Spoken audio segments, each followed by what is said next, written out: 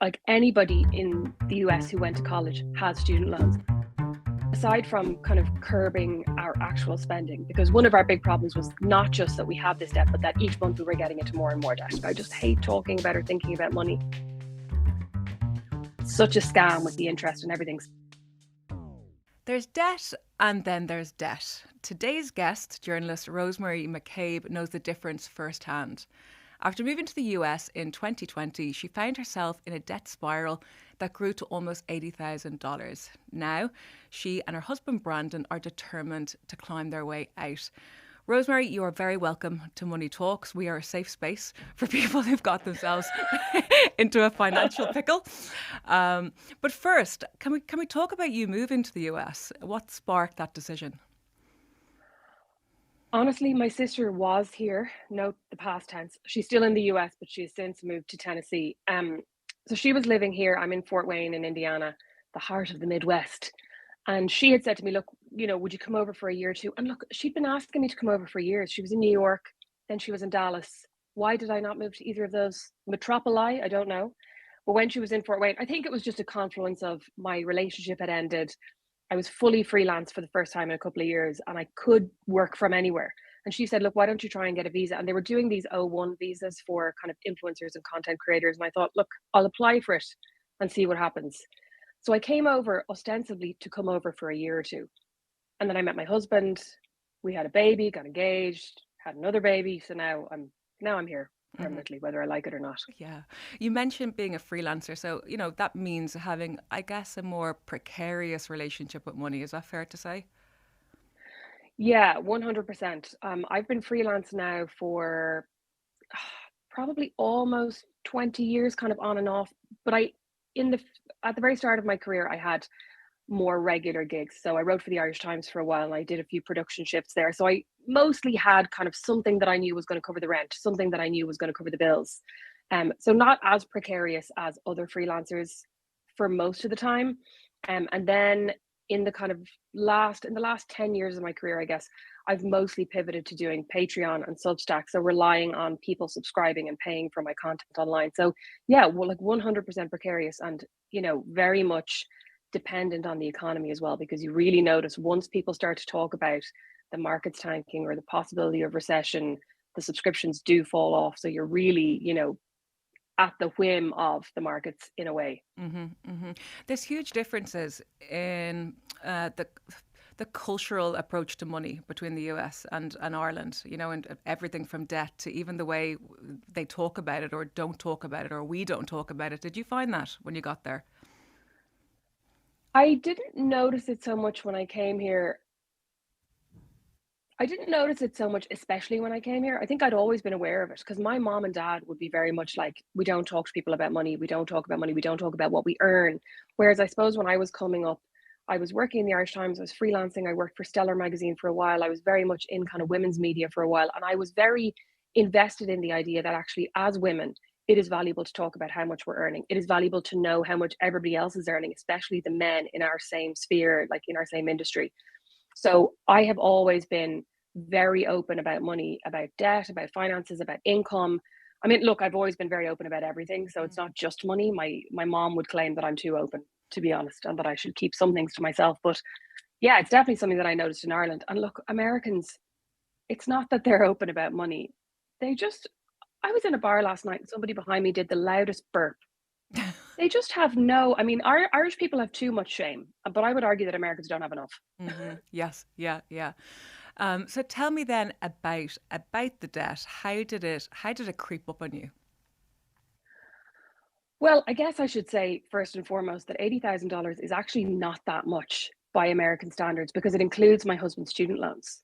So, like anybody in the US who went to college has student loans and they can range from kind of 20, 30 grand up to the hundreds of thousands if you went to an Ivy League. And that's not unusual at all. It's also not unusual for people to have those debts for their entire lives. I think we've all seen TikToks where someone's gone like, my student loan started at 150 grand and over the last 10 years I've paid off 80 and now it's at 170. Like it's such a scam with the interest and everything. So it does include his loans. And I guess I'm in a roundabout way. I'm saying my debt really crept up when I married my husband. It's his fault.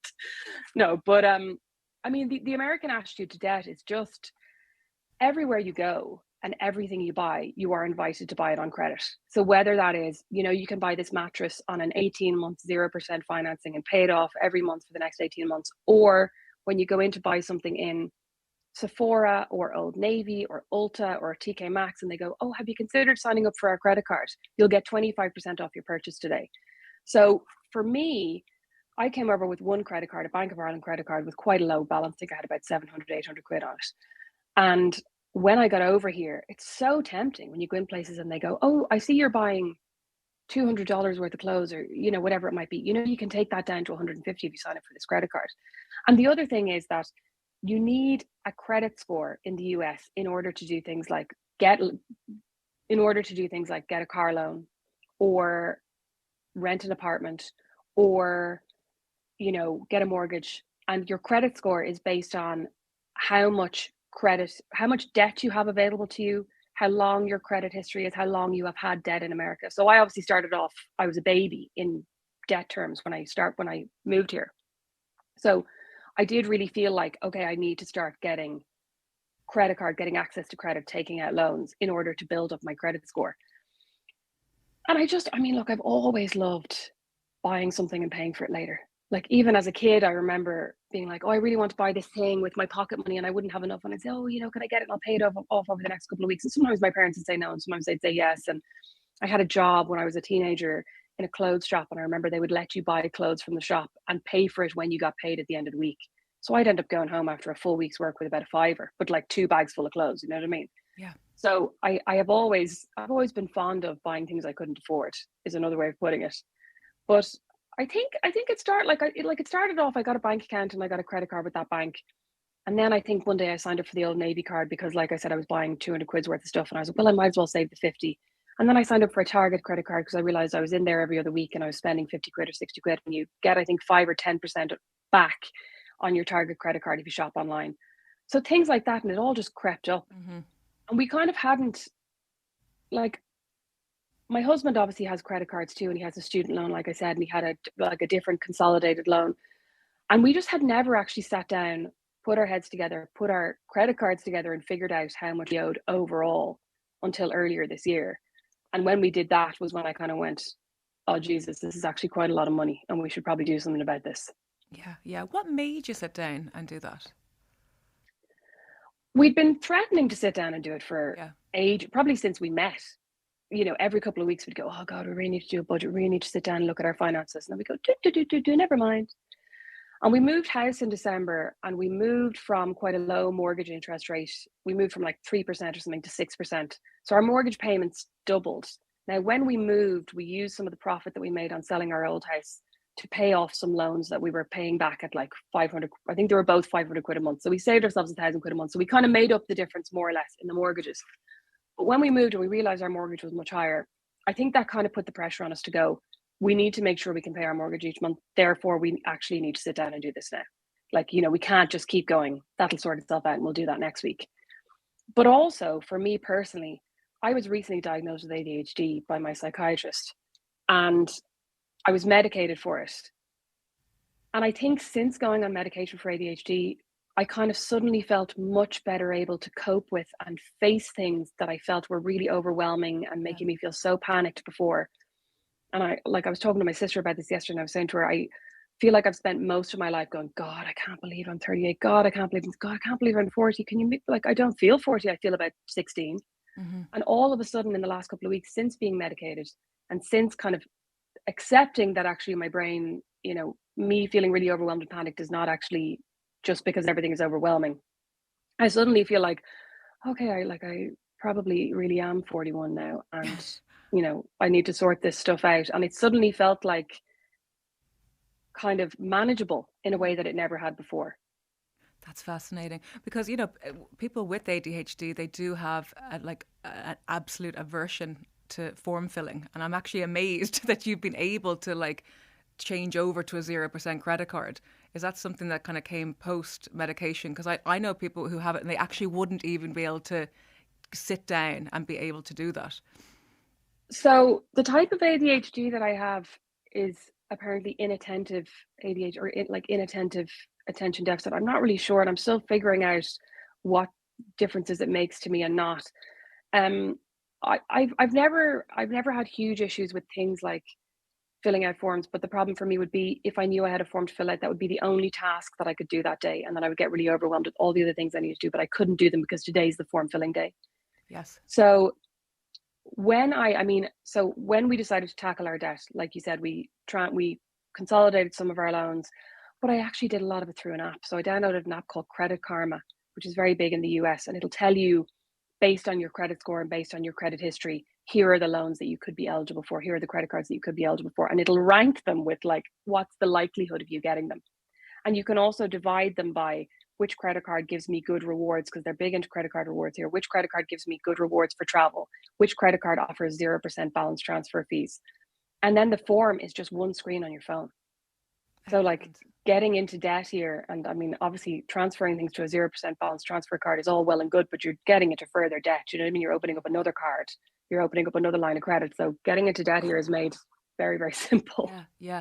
Does anyone ever truly get out of it in the States? I know that sounds like a really silly question, but it's something I often think about. Like between the college debt and all the other kind of credit cards people acquire, like does anyone ever get to zero? I honestly don't think so. I think it's probably very rare that you would find people in the US who have no debt. Mm, Because the other thing is, if you have no debt, your credit score suffers. So yeah. even if you have 10 credit cards, if they're all paid off, you have to have, it's called like a revolving credit usage. So you have to be using up to, I think it's like this, I think the sweet spot is between 30 and 60% of your available credit. You need to be using that and paying it off every month and using it and paying it off and using and paying it off. So you're really rewarded for constantly spending, and you're penalized for only spending from your checking account. Mm, mm-hmm. And the other thing is, you're also penalized if you close your credit cards. So if you pay off a credit card and you go, you know what, I can't be trusted with that, I'm going to close the account, you're penalized because your available credit goes down. So Yes. your credit score is hurt. And then if you ever want to get a car loan, or if you ever want to rent a house, or, having a better credit score also gives you better interest rates. So it's all just a Interconnected. mess. It's like, Yeah. it's a big scam. Like, Yeah. it's a mess. Yeah. You mentioned earlier about being very honest, very open, and you decided to, for want of a better term, go public on getting into this amount of debt. What was the reaction to that? Because it happened first on social, right? Yeah, I started doing a series on my Instagram where I was talking about it. Mostly the reaction has been positive, not in the sense that everyone's like, this is a great amount of debt to be in, but just that people are going, wow, this is really interesting. Thanks for talking about it. It's valuable. I appreciate you talking about this. And I've got a lot of messages from people going, God, like, I'm in debt. And like sometimes they'll say, not as much as you, which I feel like is funny that they're like, it feels very important for them to be like, I'm not as bad as you are, but I'm in debt and I felt really ashamed about it. So thank you for talking about it. And I think there is a lot of shame about getting into debt because it feels like some kind of personal failing. But I've been writing about money. I do these money diaries every week where I detail how much I've spent. And it's interesting to me how much of a kind of a morality people assign to spending and people assign to what you're spending on. So, I mean, I think like I'm just somebody who like likes nice things, right? For want of Yeah. a better word. I'm just a girl. I like nice things. Yeah.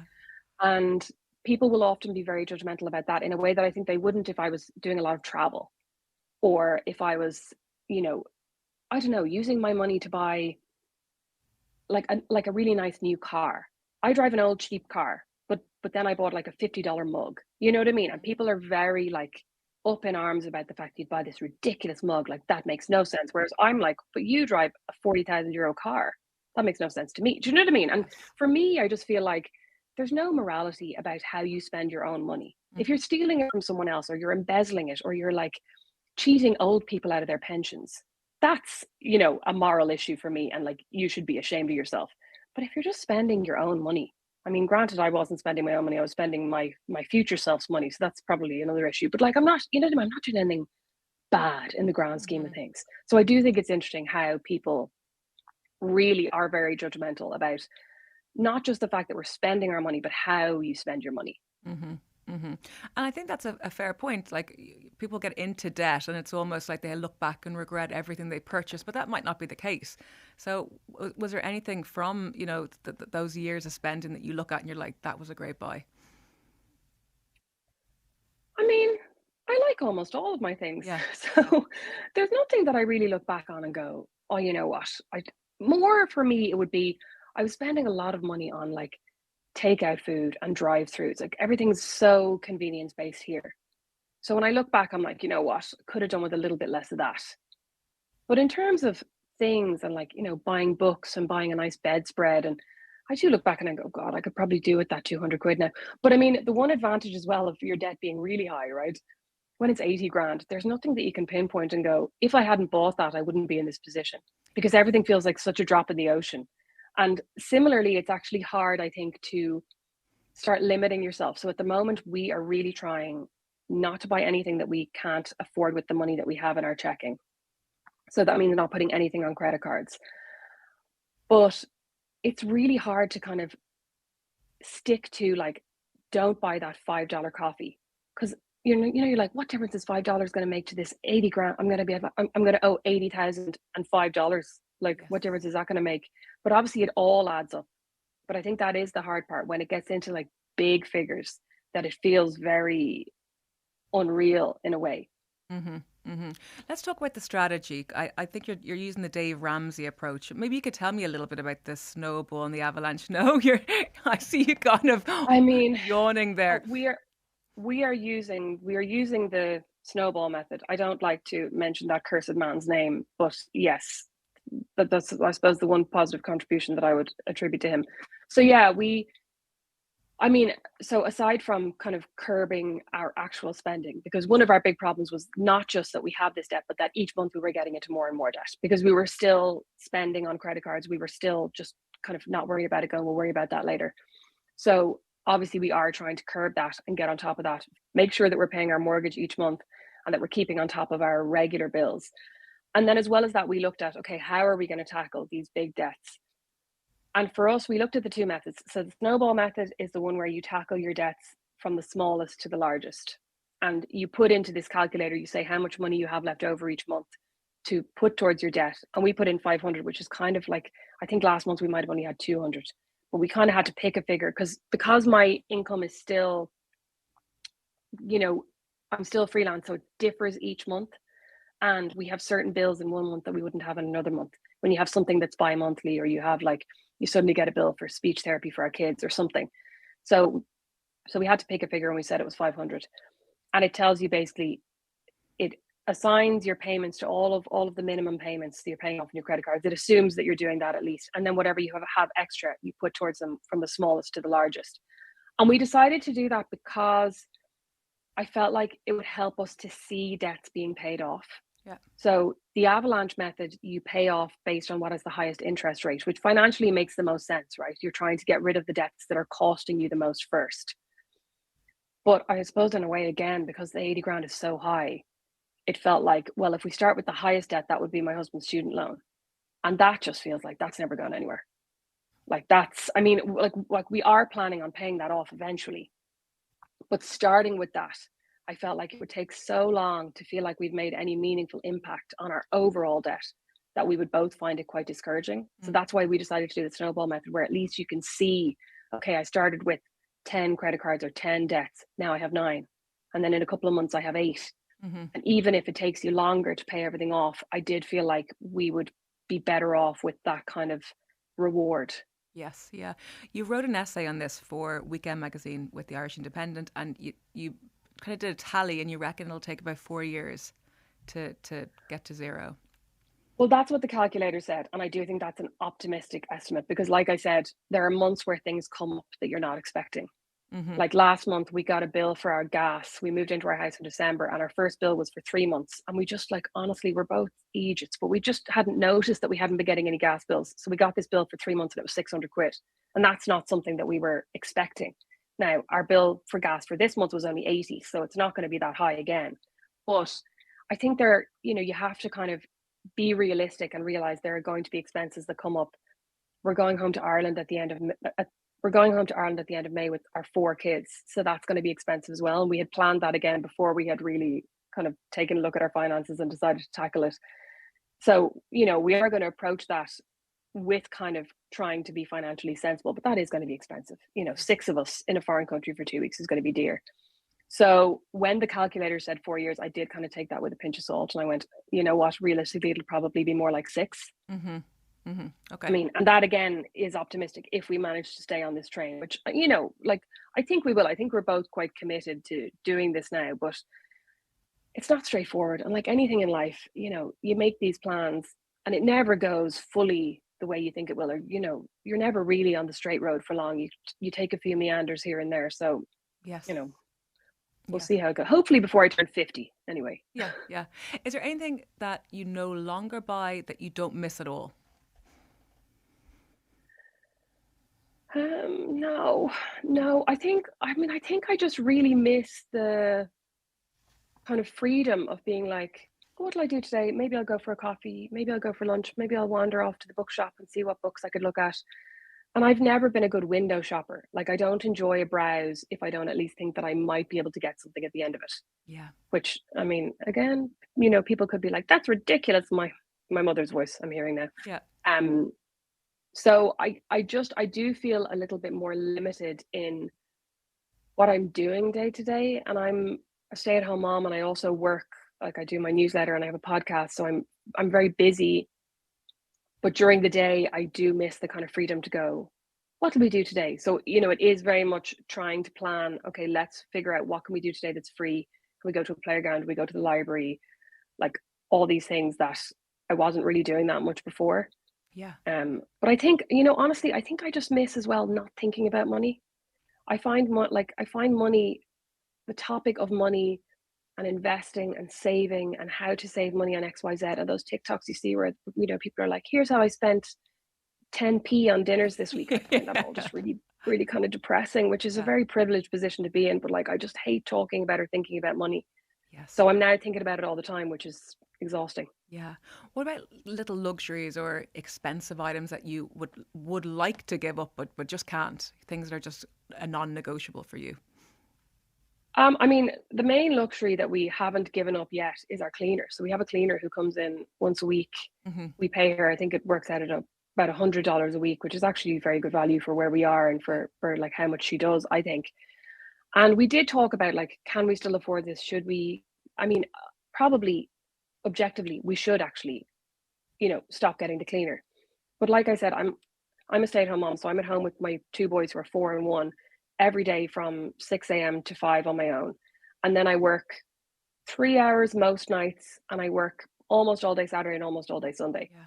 So I don't have that much time to clean. And then if my husband's going to do it, he's at work all week and then he's with the boys Saturday and Sunday because I'm working. So we kind of sat down and went, like, how could we manage it? Would you just have to do it, you know, do it while the boys are napping, you know, do it while they're asleep? Or will we keep this and see what else we could cut down on? So that's the main luxury that we kept. And like, Mm-hmm. we're still kind of evaluating it each month and going, can we afford to keep this? Or is this going to really get in the way of paying off our debt? But there's a lot of other things that we cut out. So we cut out, we were getting like stupid stuff. We were paying for like quite expensive, very nice now nappies Yes. for our 1 year old. And we decided, you know what, he's not going to know the difference. We'll just go for cheap, like, you know, the own brand nappies for a while. Yeah. We cut down on a lot of our subscriptions. We, like I said, stopped buying things. So like my husband probably would have been buying lunch out 3 days a week, and I would have been getting a takeaway for me and the boys probably 2 or 3 times a week.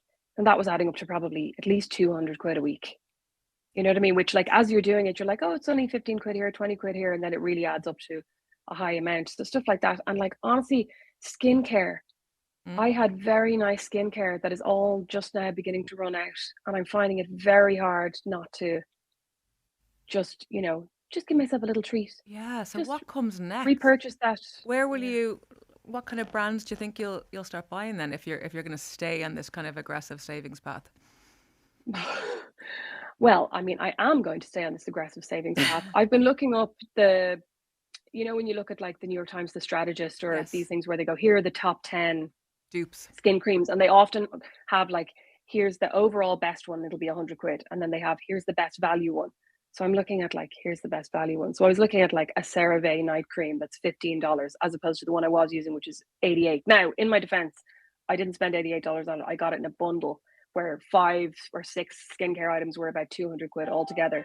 Yeah, yeah. Sorry, No worries. where 5 or 6 skincare items were 200 or 250 quid altogether. But those things, I mean, because they just make you feel nice. And like there's something about like make you feel like you're looking after yourself Yeah. in a way that feels like, oh, here's a little moment for me. Yes. And there's something, it's just not as, I mean, it's not as luxurious when you're not buying the luxury products, right? Mm-hmm. Mm-hmm. Kids, I mean, so you're a mother to two and a stepmother to two. Um, Hmm. what about them? Because kids are expensive, and I feel kids are getting more expensive because they definitely are aware of labels. They're getting bombarded with ads on TikTok and whatnot. How are you dealing with that?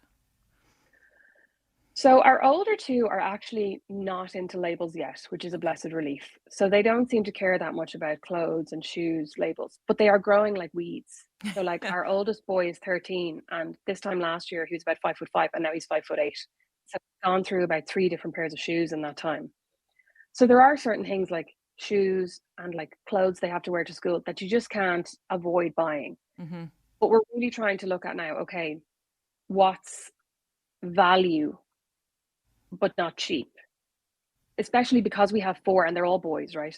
So they're all going to be wearing hand-me-downs for a while now. Our 11-year-old is in a very extreme anti-hand-me-down mode, so we're dealing with that separately. But when we buy things for our 13-year-old, we do kind of go, okay, let's not buy the cheapest thing, because if we buy the kind of middle of the road, like good quality, not super expensive, we'll be able to hand it down to the 11-year-old and then maybe to the 4-year-old when he gets to that point. So we are really trying to look at things in that way. But like there are certain things that are non-negotiables. Our boys are in sports. So our 13-year-old does track. He does like long jump and sprinting. So he needed spikes for that. Yeah. Our 11-year-old plays baseball and he plays soccer. So weirdly, he needs 2 different types of cleats, shoes, one for baseball and one for soccer. It's outrageous. So we've had to look at that kind of stuff. And like, again, trying to buy cheap, but not like cheapy. Mm-hmm.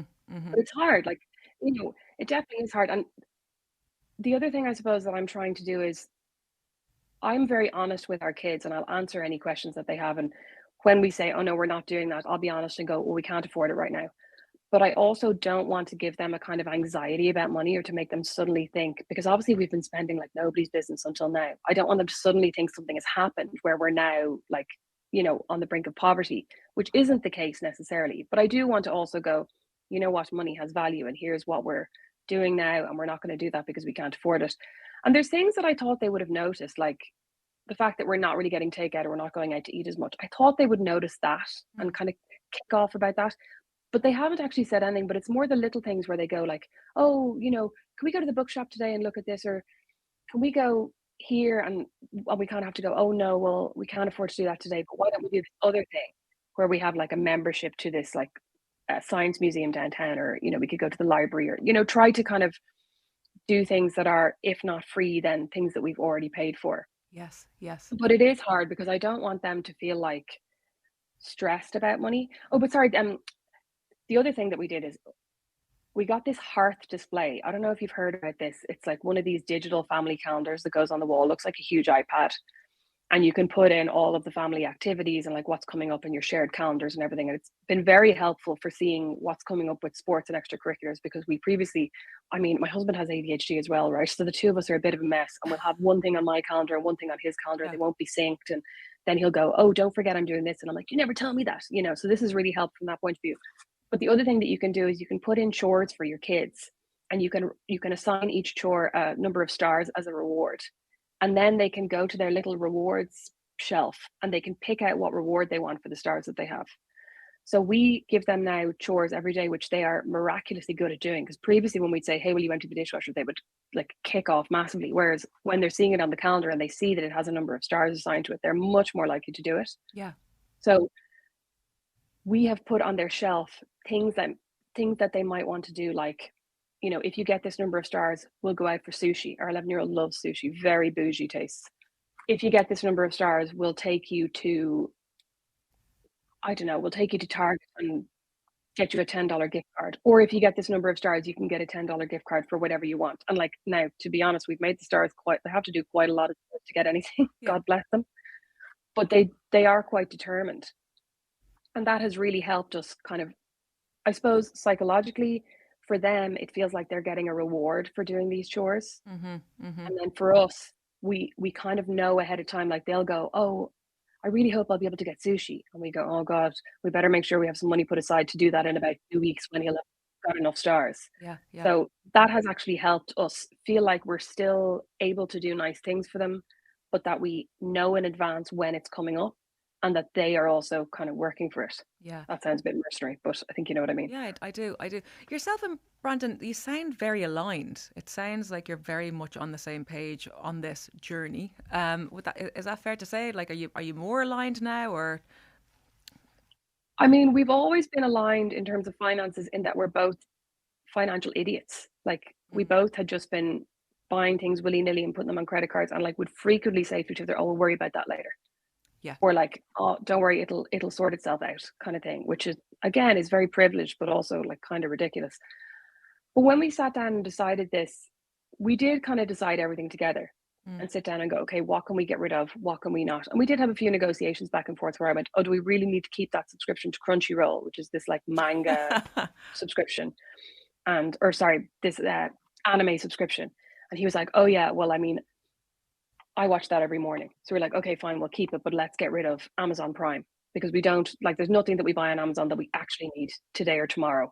And we very rarely watch Amazon shows. So let's get rid of that." So we kind of had a chat, but look, like we've also had moments where like he bought these new sprinklers the other day and they arrived from Amazon. And I went, "Where'd you get those?" And he was like, "Oh, I ordered them from Amazon." I was like, "Well, how much were they?" And he was like, "Well, I bought the sprinklers and I bought the timers because we recently moved into this brand new house and they planted grass. And when they planted the grass seeds, they were like, "Well, you have to water this now." And I said, "Well, how often do you have to water it?" And they went, "Well, just as often as you'd water any grass." And I Mm, was like, "I'm from Ireland. We don't water anything." I was like, yeah. "You're going to have to be more explicit, but basically you have to water it about 3 times a day until it starts growing." Okay.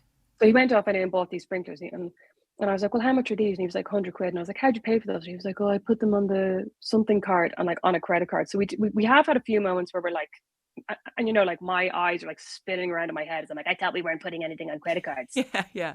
So You're like, like, I'm about to buy we've CeraVe cleanser here. yeah, yeah. So like we're more aligned in theory, and then in practice we've had a few speed bumps. Yeah, yeah. So, okay, it's going to take maybe 4 years, maybe 6 years, but you're determined to get out of this. Do you ever look at, say, 6 years ahead and where you guys will be and what the next financial steps will be for you? Um, honestly, whenever I think about it, I'm just like, think of all the things I'll be able to buy, which is Yes. exactly the wrong attitude. But I mean, I do look at it and I think about right now we are probably paying between 2 and 3 grand a month to service our loans. So we will have between 2 and 3 grand a month extra. Mm-hmm. You know what I mean? Left over. I think I will probably want to put some of it into a retirement account, or I mean, Brandon has a 401k, which is a retirement account here through his work. So we might look at things like, I mean, financial people here talk a lot about maxing out your 401k, which is like putting the maximum amount into your retirement that you can get tax free. So I think we'll look at something like that. But honestly, my main thing is I really, really want to go to Disney Yeah. while our kids are still relatively young. Now, our oldest will be 18 at that point, which I mean, I think he'll still enjoy it. Yeah, big But you know what I time. mean? He won't be a kid. Yeah. Yeah. But I mean, I see all these American families going to Disney, and I'm like, how? Because it's so expensive. Mm. I'm like, how are you affording this? I'm like, I mean, they must be putting it all on a credit card. But my dream then is to be able to go to Disney, put it on a credit card because I still want the rewards, but then pay it off immediately. Yeah, yeah. Well, that sounds like a plan. Rosemary, you've been a delight, and thank you for being so honest. I think a lot of people will relate to this. So thank you for coming on. Thank you.